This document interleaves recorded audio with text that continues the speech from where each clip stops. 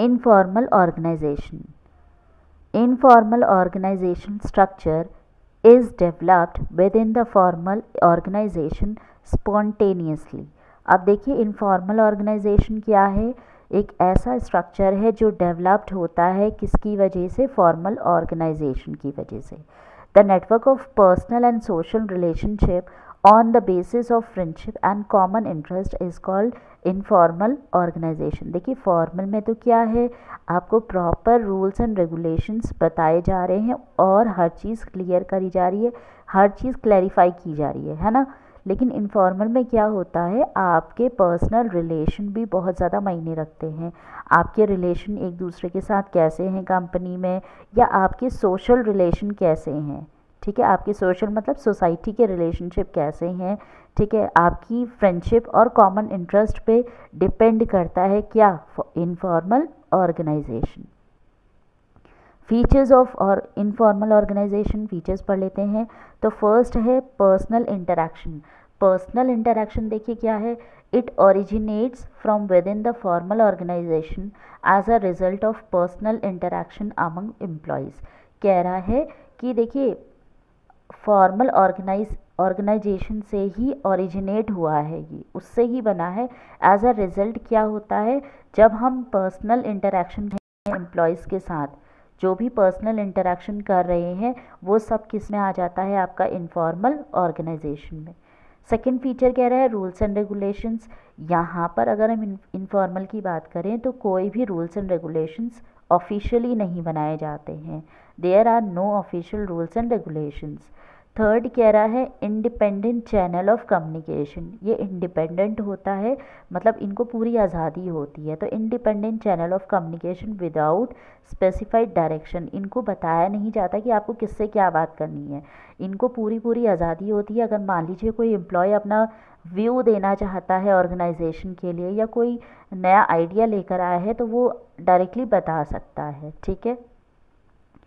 D है emerging spontaneously. It emerge voluntary. यहाँ पर क्या है, इमर्ज हो सकते हैं आप वॉलेंट्री, यानी कि अगर आप मान लीजिए कोई भी बात कहना चाहते हैं, आपको लगता है कि कोई चीज़ ऐसी है जो आप ऑर्गेनाइजेशन के लिए बेहतर कर सकते हैं या बता सकते हैं या अपना ओपिनियन दे सकते हैं, तो आप क्या कर सकते हैं, वॉलेंट्री इमर्ज हो सकते हैं. नेक्स्ट कह रहा है नो डेफिनेट स्ट्रक्चर. इसका कोई भी डेफिनेट स्ट्रक्चर नहीं होता. An informal organization has no definite structure. मतलब इनफॉर्मल में कोई भी डेफिनेट स्ट्रक्चर नहीं बनाया जाता, यानी कि आपको यहाँ बैठकर काम करना है, इस कंपनी में करना है, इस बॉस से बात करनी है, ये आपके रूल्स है, ये आपके प्रोसीजर्स है, ऐसा कुछ नहीं होता. आप अपने हिसाब से काम कर सकते हैं. So these are some of the features of informal organization. First is personal interaction, second is rules and regulations, third is independent channel of communication, fourth is emerging spontaneously, and fifth is no definite structure. Now next is advantages of informal organization. अब देखिए इसमें first one है speedy communication.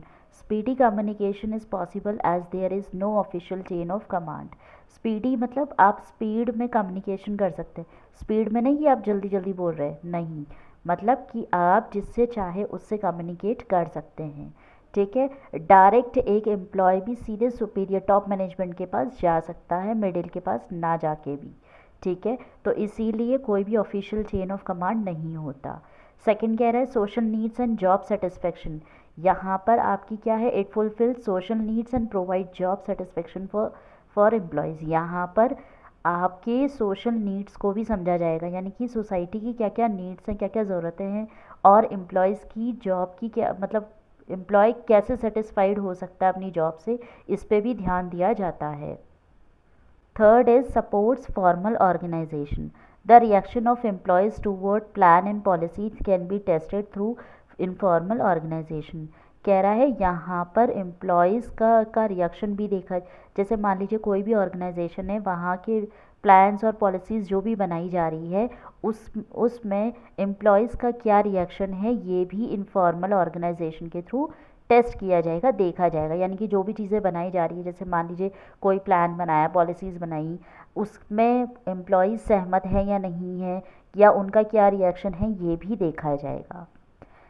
तो these are some of the advantages. First is speedy communication, second is social needs and job satisfaction, third is supports formal organisation. अब देख लेते हैं disadvantages. First one is false news may be spread. Since there is no prescribed line of communication, false news may be spread and its responsibility cannot be fixed on a particular person. तो पहला disadvantage क्या है कि कोई भी खबर फैल सकती है। जैसे मान लीजिए, देखिए कोई भी रूल्स एंड रेगुलेशंस तो बनाए नहीं जा रहे हैं प्रॉपर। जैसे फॉर्मल में क्या हो रहा था, रूल्स एंड प्रोसीजर बना दे रहे थे, उसके अकॉर्डिंग सब लोग काम कर रहे हैं। लेकिन इनफॉर्मल में ऐसा कुछ नहीं बनाया जा रहा है। अब कुछ नहीं बना रहा है तो कोई भी फेक न्यूज़ या कोई भी फेक चीज़ें स्प्रेड की जा सकती है कंपनी के लिए, तो वहाँ पर कोई भी जिम्मेदार नहीं होगा। जैसे मान लीजिए आप किसी एक पर्सन को जिम्मेदार नहीं ठहरा सकते कि इसकी वजह से हुआ, उसकी वजह से, क्यों? क्योंकि पहले से ही चीज़ें सेट नहीं की गई हैं। Second is delay in growth of the business. If the informal group is strong, they may oppose the plan of top management, which lead to delay in growth of business. यहाँ पर क्या कह रहा है वो? कह रहा है मान लीजिए अगर इनफॉर्मल ग्रुप स्ट्रांग होता है, ठीक है, और मान लीजिए टॉप मैनेजमेंट ने कोई प्लान बनाया है और उन्हें पसंद नहीं आ रहा, तो उसके लिए वो अपोज भी कर देते हैं कई बार, जिसकी वजह से जो बिज़नेस की ग्रोथ है वो डिले हो जाती है। Third one is harmful to the organization. It gives priority to personal interest rather than organizational interest, which will be harmful to the organization. कह रहा है ऑर्गेनाइजेशन के लिए कभी कभी हार्मफुल भी हो जाता है। क्यों? क्योंकि ऑर्गेनाइजेशन ज़्यादा प्रायोरिटी किसको देती है? पर्सनल इंटरेस्ट को देती है, ऑर्गेनाइजेशनल इंटरेस्ट को नहीं देती। पर्सनल इंटरेस्ट मतलब हो गया एम्प्लॉयज़ के इंटरेस्ट को, ठीक है, इसीलिए कभी कभी ऑर्गेनाइजेशन के लिए हार्मफुल भी हो सकता है। So these are some of the disadvantage. First is false news may be spread, second is delay in growth of the business, and the third one is harmful to the organization. So here are differences of formal organization versus informal organization. तो differences देख लेते हैं। First, formal organization क्या है? Relationship is well planned and created deliberately. कह रहा है formal में तो जितने भी रिलेशनशिप होते हैं या प्लान बनाए जाते हैं, ठीक है, वो बहुत अच्छे से डिफ़ाइन किए जाते हैं। आपको पहले से ही बताया जाता है कि आपको क्या काम करना है, आपका रिलेशनशिप क्या है। यानी कि रिलेशनशिप मतलब किसकी क्या अथॉरिटी है, किसकी क्या रिस्पॉन्सिबिलिटी है, क्या काम आपको करना है, ये सारा ही कुछ पहले से ही क्रिएट कर दिया जाता है। इनफॉर्मल में कह रहा है originate spontaneously as a result of social interaction.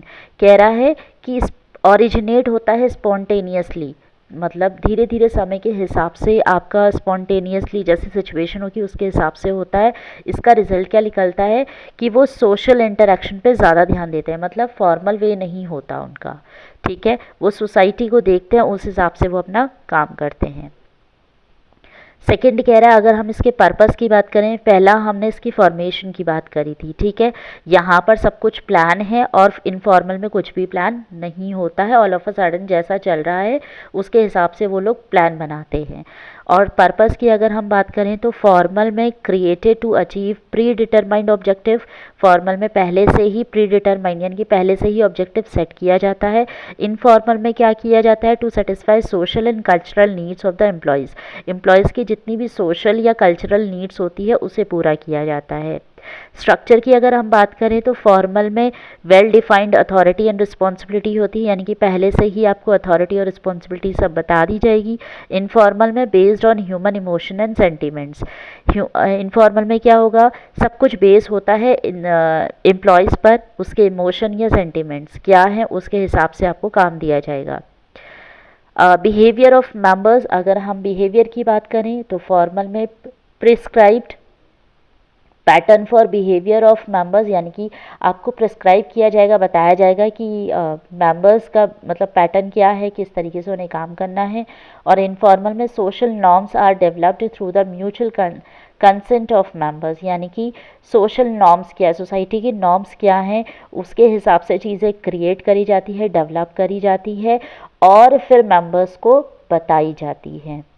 Communication की अगर हम बात करें तो फॉर्मल यहाँ पर जो कम्युनिकेशन होता है थ्रू ऑफिशियल लाइन होता है, यानी कि स्टेप बाय स्टेप, ए के बाद बी, बी के बाद सी। और इनफॉर्मल में क्या होता है, बेस्ड ऑन कन्वीनियंस, अपने कन्वीनियंस के हिसाब से आप किसी से भी बात कहीं भी कर सकते हो। लीडरशिप की अगर हम बात करें तो formal, managers are the leaders by their position in the organisation. तो फॉर्मल में अगर हम बात करें तो मैनेजर्स क्या होते हैं, लीडर्स होते हैं जो अपनी उनकी पोजीशन होती है ऑर्गेनाइजेशन। और इनफॉर्मल में अगर हम बात करें तो leaders are chosen by the group of members. Informal में जो उनके लीडर्स होते हैं वो मेंबर्स के द्वारा चूज़ किए जाते हैं। स्टेबिलिटी की अगर हम बात करें तो फॉर्मल में यूजुअली स्टेबल होता है सब कुछ, क्यों, क्योंकि सब कुछ पहले से ही वेल सेटल्ड है। और इनफॉर्मल में life of informal group is generally short. जो लाइफ ऑफ इनफॉर्मल ग्रुप की होती है, यानी कि ग्रुप की जो लाइफ होती है वो बहुत छोटी होती है, कभी भी वो डिज़ोल्व हो सकती है। It may be dissolve if some members leave it. कोई मेंबर छोड़ दे या चला जाए तो वो ग्रुप क्या हो सकता है, डिज़ोल्व हो सकता है। फ्लेक्सिबिलिटी की बात करें फॉर्मल में तो it follows a rigid structure of relationship. एक रिजिड होगा जहाँ जिसके हिसाब से ही आपको काम करना है, अपने हिसाब से आप काम नहीं कर सकते। इनफॉर्मल में loosely structured and highly flexible in nature. Loosely structured यानी कि कोई भी स्ट्रक्चर नहीं होगा, और हाईली फ्लेक्सिबल होगा, आप अपने हिसाब से काम कर सकते हो। ठीक है। अडहेरेंस टू रूल, अगर हम रूल्स की बात करें तो फॉर्मल में स्ट्रिक्ट अडहेरेंस टू रूल, यानी कि स्ट्रिक्टली रूल्स फॉलो करने होंगे। इनफॉर्मल में नो फॉर्मल रूल्स एग्जिस्ट, कोई भी ऐसे रूल्स नहीं है जो आपको मानने ही पड़ेंगे या ज़बरदस्ती वाला हिसाब है, ऐसा कुछ नहीं है। नेक्स्ट है इंटरडिपेंडेंस। इसमें फॉर्मल की अगर हम बात करें तो इट एग्जिस्ट इंडिपेंडेंटली, आप इंडिपेंडेंटली काम नहीं कर सकते। और इनफॉर्मल की अगर हम बात करें तो existed within the framework of organisation, यानी कि फॉर्मल ऑर्गेनाइजेशन का जो भी फ्रेमवर्क दिया होगा उससे एग्जिस्ट होकर आप कर सकते हो। ठीक है। फिर वही आपको फॉर्मल और इनफॉर्मल वर्सेस आपको दे रखे हैं दो, वही सेम चीज़ जो मैंने आपको पहले भी पढ़ा दी है वही चीज़ आपको यहाँ पर भी दे रखी है, आप एक बार देख लीजिए। फॉर्मेशन क्या है, रिलेशनशिप इज़ वेल प्लान्ड, पहले से ही प्लान रहता है और क्रिएट रहता है। इनफॉर्मल में क्या है, ओरिजिनेट मतलब समय के हिसाब से चेंज होता है। पर्पस की अगर हम बात करें तो पहले से ही मतलब ऑब्जेक्टिव पहले से ही सेट कर दिया जाता है। इनफॉर्मल में सोसाइटी के हिसाब से सेट किया जाता है। स्ट्रक्चर की बात करें तो पहले से ही अथॉरिटी रिस्पॉन्सिबिलिटी दी जाती है। इनफॉर्मल की बात करें तो इमोशन और सेंटिमेंट्स के हिसाब से दी जाती है। बिहेवियर ऑफ मेंबर्स की बात करें तो एक पैटर्न पहले से ही सेट किया जाता है फॉर्मल में। इनफॉर्मल में सोशल नॉर्म्स के हिसाब से ही मेंबर्स को सेट किया जाता है। कम्युनिकेशन की बात करें तो ऑफिशियल लाइन होती है फॉर्मल में, इनफॉर्मल में अपने कन्वीनियंस के हिसाब से। लीडरशिप की बात करें तो मैनेजर ही लीडर होता है फॉर्मल में। इनफॉर्मल में क्या कि मेंबर्स के द्वारा चूज़ किया जाता है अपना लीडर। स्टेबिलिटी की बात करें तो यूजुअली फॉर्मल में स्टेबल होता है, और इनफॉर्मल में क्या होता है, कभी भी डिज़ोल्व हो सकता है, स्टेबल नहीं होता। फ्लेक्सिबिलिटी की बात करें तो यहाँ पर कुछ रूल्स एंड रेगुलेशंस होती हैं जिसे आपको फॉलो करना ही करना है। और इनफॉर्मल में आप हाईली फ्लेक्सिबल होते हो। ठीक है। रूल्स की अगर हम बात करें तो फॉर्मल में आपको स्ट्रिक्टली रूल्स फॉलो करने हैं, इनफॉर्मल में आपको नहीं करने हैं। इंटरडिपेंडेंस की बात करें तो फॉर्मल में आप एग्जिस्टेड होते हो इंडिपेंडेंटली, और अगर हम इनफॉर्मल की बात करें तो क्या है, जो भी फ्रेमवर्क फॉर्मल ऑर्गेनाइजेशन के लिए बनाए जाते हैं उससे आप एग्जिस्ट होते हो। ठीक है। सो with this we have complete formal and informal organization. I hope you have understood it nicely and clearly. If you have any of the doubt, you can do a comment in a comment section and definitely I can reply. So we will discuss next topic in our next video. Till then, bye bye, take care.